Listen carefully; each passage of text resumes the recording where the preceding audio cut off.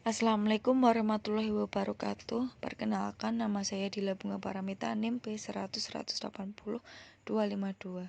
Pada kesempatan kali ini, saya akan menjelaskan contoh kasus SPSS regresi linear berganda. Berikut adalah data yang belum terolah. Diketahui Y adalah mobil penumpang baru terjual dalam ribuan, tidak disesuaikan musiman. X1 mobil baru, indeks harga konsumen 1967 sama dengan 100, tidak disesuaikan secara musiman. Kemudian X3 persona disposable income miliaran dolar, tidak disesuaikan dengan variasi musim.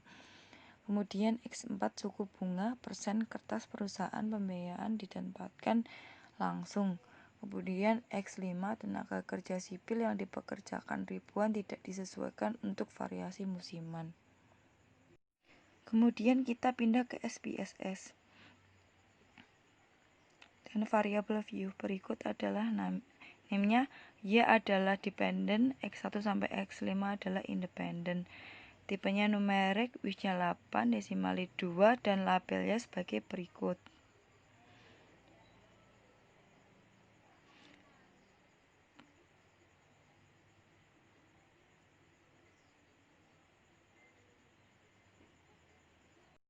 Kemudian pindah ke data view, klik analyze linear, kemudian Y-nya dependennya Y dan independennya X1 sampai X5. Kemudian klik statistik, klik metode it, description, Koshio diagnosis, all size, continue, dan OK.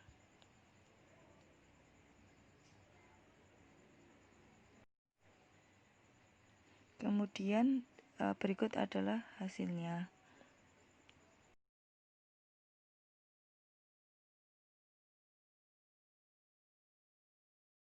Bisa dilihat dalam tabel deskriptif statistik, Y-nya, min-nya 10,005,12550, standard deviation-nya 1163,64461 dan N-nya 16. X1-nya 162,2125, standard deviation-nya 40,73568 dan N-nya 16. Kemudian X2 220,1125, standard deviation-nya 74,99792 dan N-nya 16. Kemudian X3 174,5437, standard deviation-nya 742,25726 dan N-nya 16. Kemudian X4-nya 8,0594, standard deviation-nya 264194 dan N-nya 16.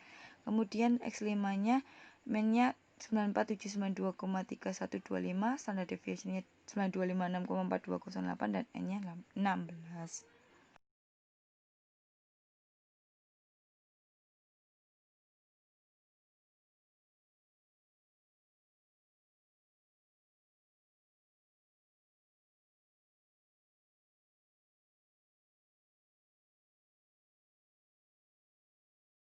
Bisa dilihat pada tabel berikutnya, yaitu tabel correlation. Persen correlation-nya 1000 dan nilai korelasi X1-nya min 0,066, artinya nilainya negatif, sehingga semakin tinggi nilai X1 maka semakin rendah nilai Y. Kemudian nilai X2-nya minus 0,97 yang artinya negatif, sehingga semakin tinggi nilai X2 maka semakin rendah nilai Y-nya.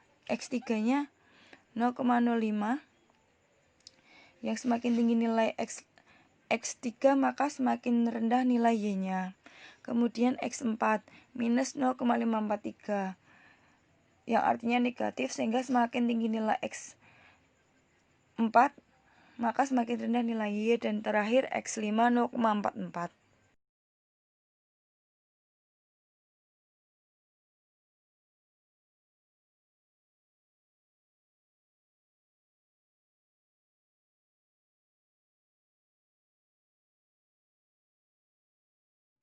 Kemudian pada SIG, pada kolom signifikat X1 0,404, artinya hubungan antara dua variabel, yaitu variabel Y dan variabel X, berada pada kategori sedang.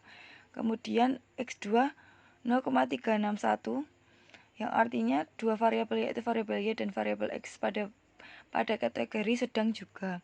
Kemudian X3-nya juga begitu, 493 termasuk variabel sedang.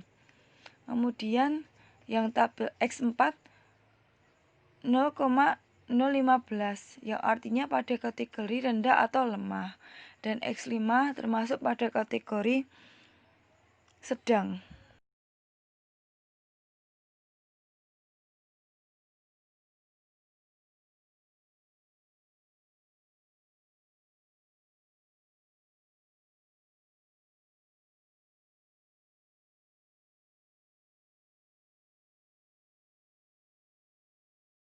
Dan pada N-nya datanya jumlahnya 16 semua.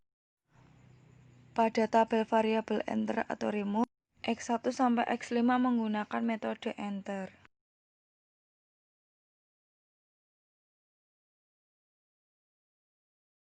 Pada tabel summary, R 0,873 menunjukkan adanya hubungan yang kuat antara variabel X dan Y. Kemudian R square nilainya 0,643.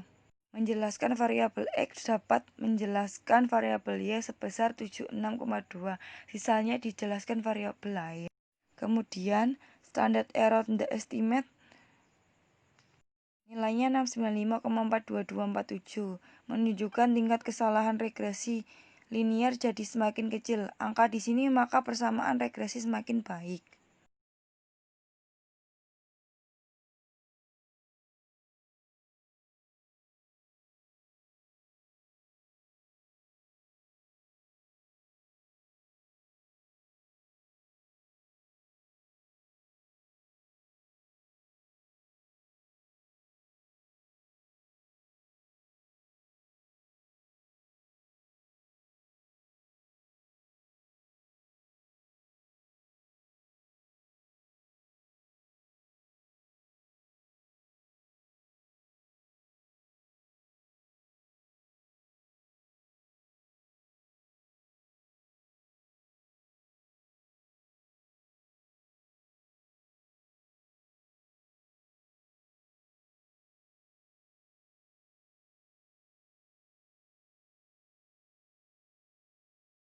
Pada tabel ANOVA SIG nilainya 0,006 kurang dari 0,05.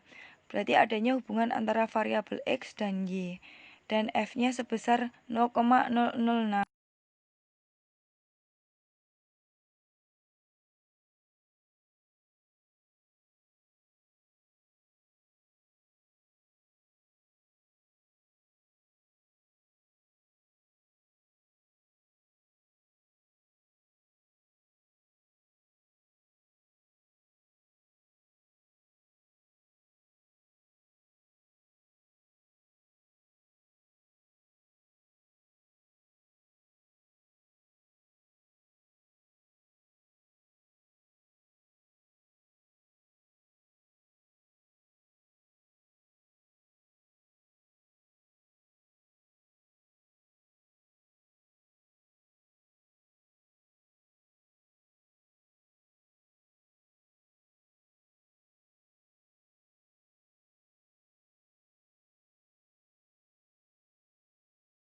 Dan pada tabel koefisien, persamaan regresinya pada kolom tersebut adalah 5580,322 sama dengan 52,268 sama dengan minus 114,597 sama dengan 7,732 sama dengan minus 91,896 dan sama dengan 0,89.